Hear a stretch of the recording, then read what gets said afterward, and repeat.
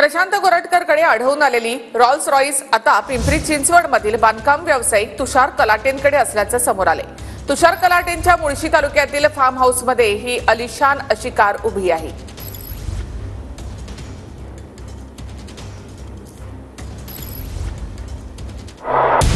Rolls Royce कोरटकरना वापरली, मालक म्हणतो ओळखत नाही। कोरटकर महिंद्रा एक्सयूव्हीने पळाला, त्याचाही मालक म्हणतो ओळखत नाही। प्रशांत कोरटकरनं जी रोल्स रॉयल गाडी वापरली त्याचे मालक तुषार कलाटे समोर आले आहेत। प्रशांत कोरटकरला आपण ओळखत नसल्याचं कलाटे म्हणतात। एका कॉमन मित्रामुळे आपण कोरटकरला भेटलो होतो असंही कलाटे सांगतात। 3-4 महिन्यापूर्वी प्रशांत कोरटकर हा एक माझ्या कॉमन मित्राबरोबर माझ्या घराच्या तिथे आला होता। तर त्यावेळेस मला माझ्या मित्रांनी ओळख करून दिली की हे पत्रकार आहेत असे। ते म्हटले मला या गाडीत एक फोटो मिळेल का, एक चक्कर मिळेल का। मी म्हणलं ठीक आहे मारा तुम्ही।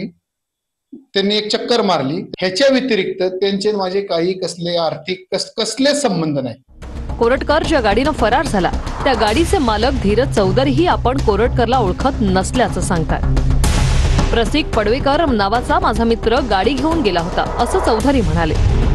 कोरटकरला आपण पाहिलंही नहीं ऐसा त्यांचा दावा है। मैं प्रशांत कोरटकर साहब को नहीं पहचानता हूँ। मैं आज तक कभी प्रशांत कोरटकर साहब को मिला भी नहीं हूँ।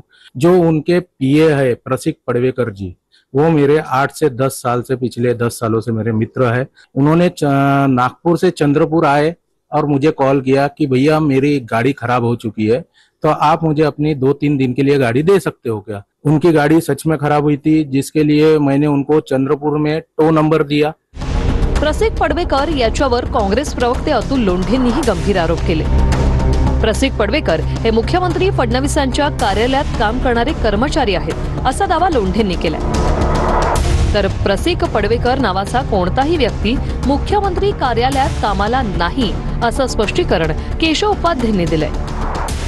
आमची माहिती अशी आहे की प्रसिक पडवेकर हे देवेंद्र फडणवीस यांच्या कार्यालयात काम करणारे कर्मचारी प्रशांत कोरटकर सोबत होते आणि त्यांना जेव्हा अटक झाली तेव्हा ती अटक त्यांच्या सोबत झाली। ते सोबत कोल्हापूरचे पोलीस त्यांना घेऊन गेले, पण त्यांना का लपवून ठेवलं आहे, त्यांना का दाखवत नाही आणि खरी मदत कोण करत होतं हे पुढे का येत नाही, हा महत्त्वाचा प्रश्न आहे।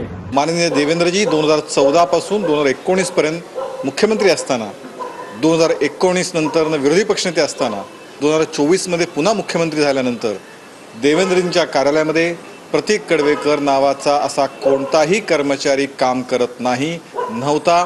त्यामुळे काँग्रेसनी खोटारडेपणाचं जे काँग्रेसचं वैशिष्ट्य आहे तेच अतुल लोंढेंनी आजच्या वक्तव्यातून सिद्ध केलं।